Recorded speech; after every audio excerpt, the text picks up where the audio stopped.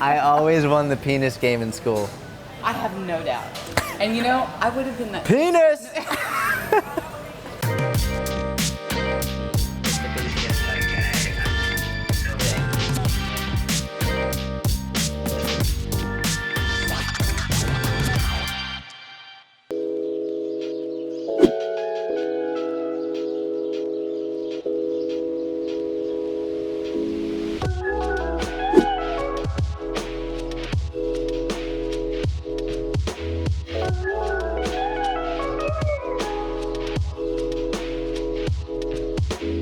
Email we already went over. It's fantastic. I love it.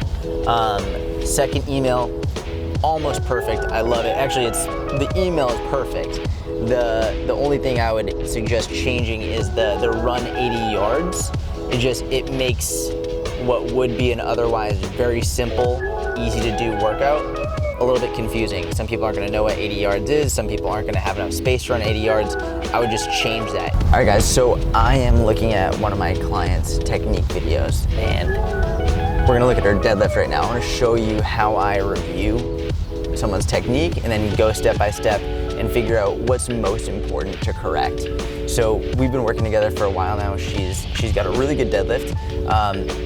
One of the most common issues that everybody has with their deadlift is figuring out the optimal height for their hips and their torso. So if your hips are here and your torso is here, like sometimes people will get their butt too low and their chest too tall, and so they'll be too upright. And then other times people will do the opposite, where they get their butt too high and their torso too low, so their torso is too parallel with the floor. So here, what we're gonna do is we're gonna watch her set up, and she has a really good setup. What you're gonna see right now is, and something we've worked on, is getting her lower back in the right position, actually not overarching, which is a really common problem, especially like a lot of women struggle with it. Just, here we go. All right, so here we go. So when she initiated the lift, what I want you to look at is basically where her torso is relative to the floor. And she's using a very hip dominant deadlift position, almost to the point of this being a Romanian deadlift. So her hips are too high and her torso is too parallel to the floor, which basically is gonna make it way, way, way harder on her lower back. So you can see, it seems it's even like a little bit of a struggle off the floor. The next one's gonna be a little bit easier. Otherwise, fantastic technique. Next one's a little bit easier, you're gonna see. Comes up faster. That's just your nervous system's getting more primed for it. But she's also getting in slightly better position as the set goes. So you can see that now, when she goes, right before she lifts, her hips go down a little bit. Boom, you see that movement right there? I'll rewind it. So she's here, that's how she started the very first rep. Then after, watch this, she'll pull herself down slightly, boom. That movement right there is very, very, very important. I would still like her butt to go down a little bit and torso to come up a little bit higher before she starts, but even that slight angling will help her get it off the floor much, much faster. Now, the main cue that I would use here, aside from just working on getting your butt down and torso a little bit taller, is thinking about pushing the floor away from you rather than trying to pull the bar up. If you're constantly thinking about trying to pull the bar up, then you're gonna use way too much lower back. When you think about pushing the floor away from you, you end up getting in a better position with your lower back, and you use a lot more quad, you use more glute, you use more legs rather than your lower back, and then you're gonna keep yourself safer and you're gonna get a better force transfer. So that's just one of many, many, many ways to look at the deadlift, but it's a really common issue. So if you find that you're feeling your lower back a lot in the deadlift, you might want to try starting getting your lower back, you're getting your butt a little bit lower, chest a little bit taller, and pushing the floor away rather than trying to pull the bar up. We're in London. Just had an hour drive from the airport to the hotel. Answered some emails, did some technique review in the car. Now Anthony and I are starving, we're gonna get something to eat, maybe take a nap. See you in a minute. Hello.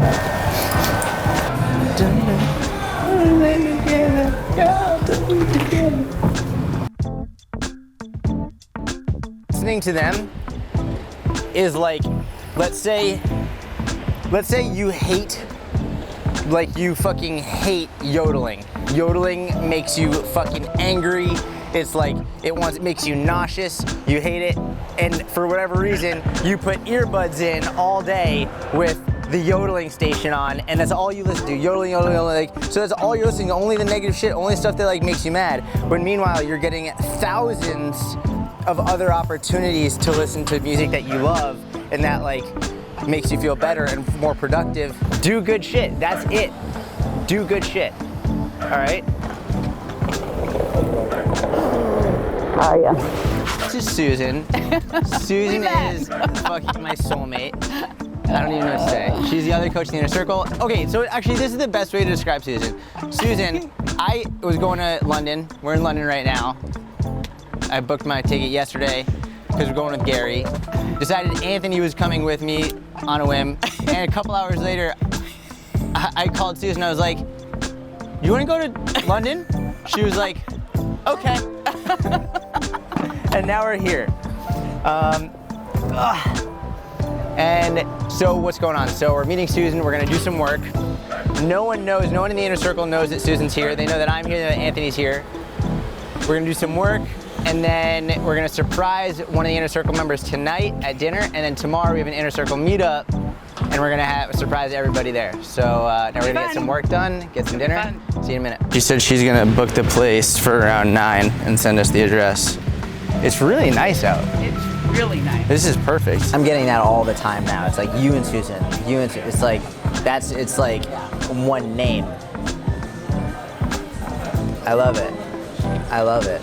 I don't think people really understand how much writing matters in that, and like how you can create a huge connection with people through writing.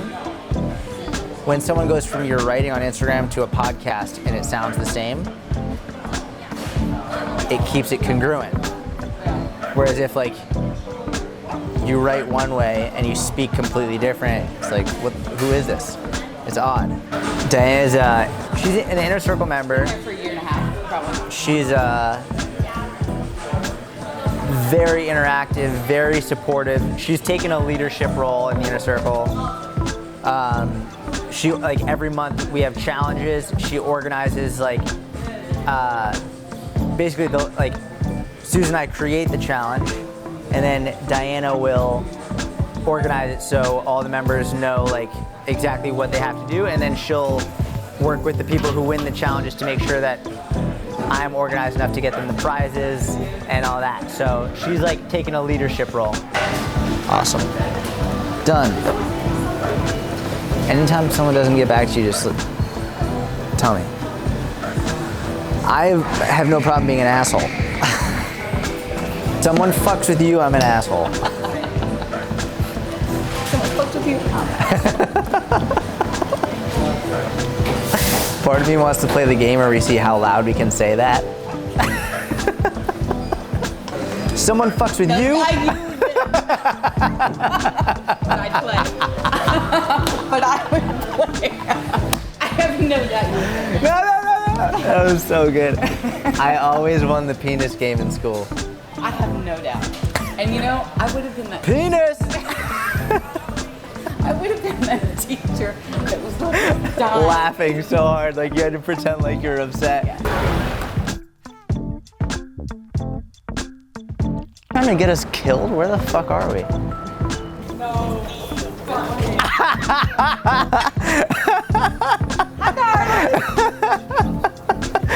Hi, darling. How are you? Oh my God. Yeah. Okay. Hi. Hi.